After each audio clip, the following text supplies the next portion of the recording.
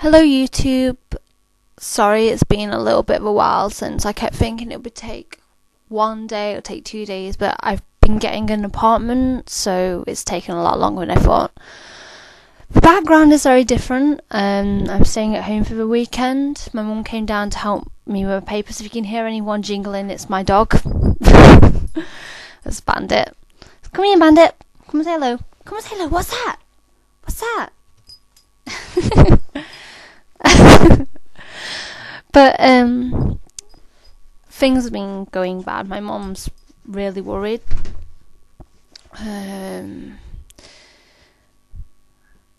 She's worried as well because I lose weight quite quickly, and probably since last week there might be a difference. I don't know.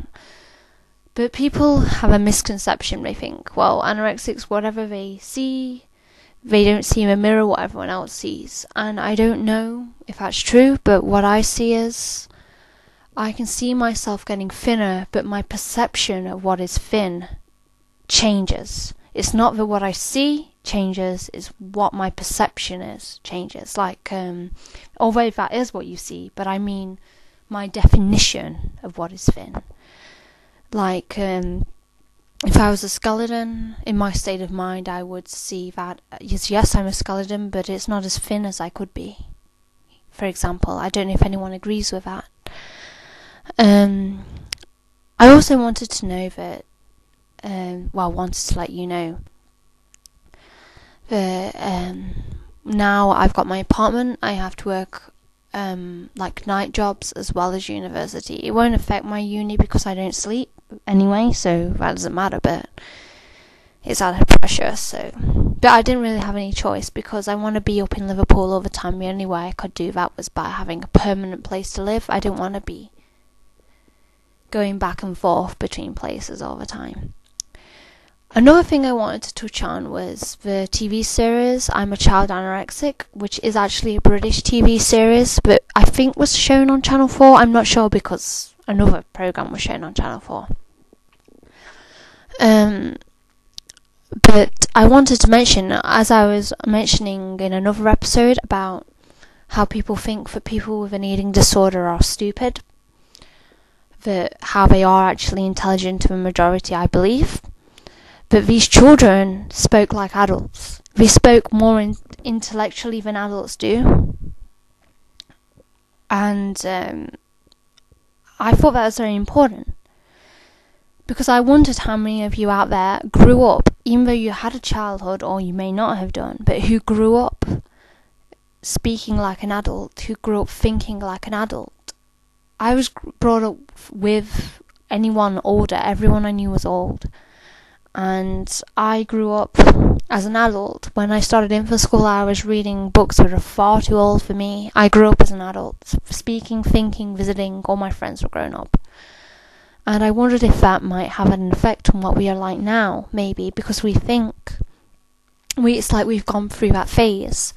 Like, people in uni come up to me, they're like, do you want to go do this, do you want to go do that? And I'm like, I'm 21, you're 18. Like that. I've done that already when I was like 14 years old, and it doesn't appeal to me now. Maybe we are thinking in a different year. You know, we've grown up past that, but because we are not biologically able to go up past that, maybe we are thinking at a different rate, and our body is at a completely different rate, and maybe everything collides, and that's what causes so many problems. I'm not saying it for everyone, but maybe it's a possibility to look at in a few people.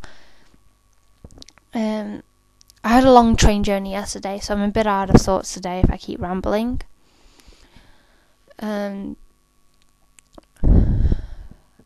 I had a really bad time looking for my flat. The door literally had to be sawn through and the door frame pulled off. It was a lovely flat in a lovely place, but I don't know, it couldn't be unlocked. They lost the keys or something.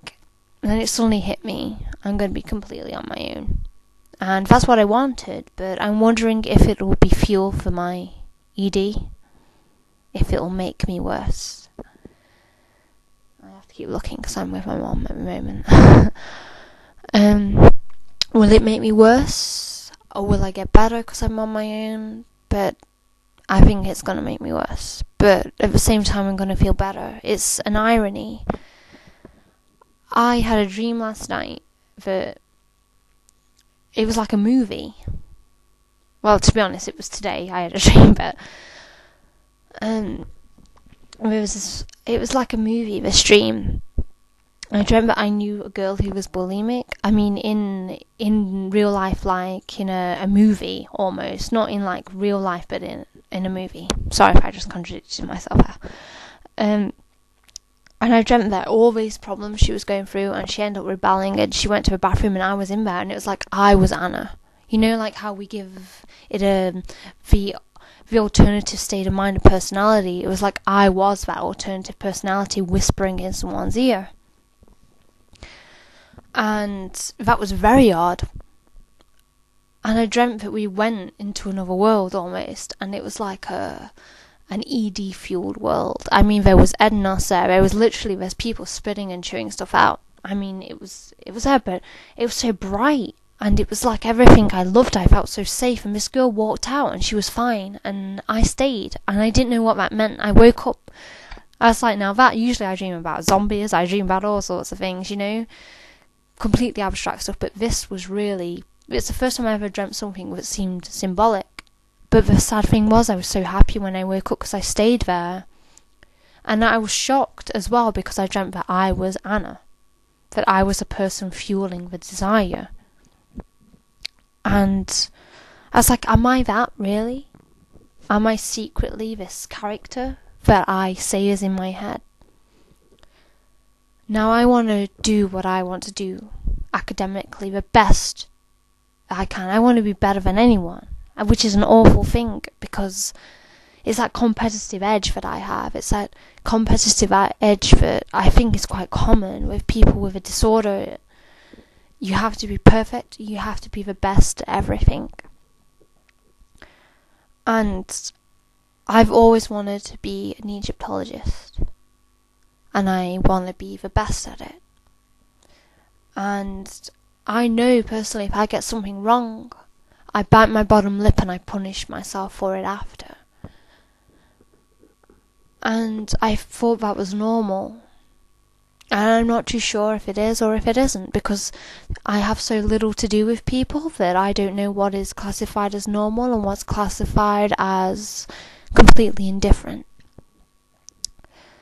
So if anyone could shed any light on that, I'd be happy. And by the way, I haven't had time to thank everyone for subscriptions and viewings and comments, and I would like to thank everyone right now who's done that.